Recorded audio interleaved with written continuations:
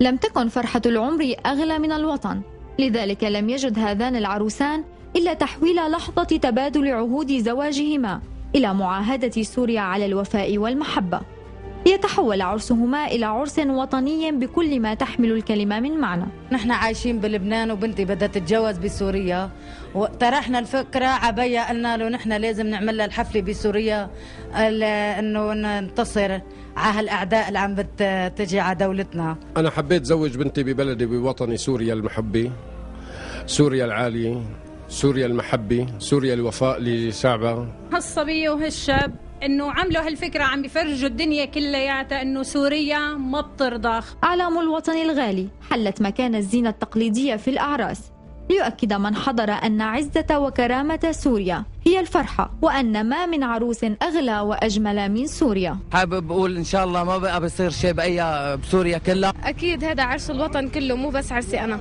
إحنا جايين نتدرج هون، تفاجأنا كثير. إن شاء الله هيك كل هذا موسم أعراس يكون عرس الوطن وعرس الوحدة الوطنية. عرس حمص الأبية، حمص العدية، بإذن الله رح يرجع الأمان أكثر مما كان. أنا مستعد استشهد هلأ، وما رح يصير بقى شيء من هون، من حمص ما بقى بيصير شيء.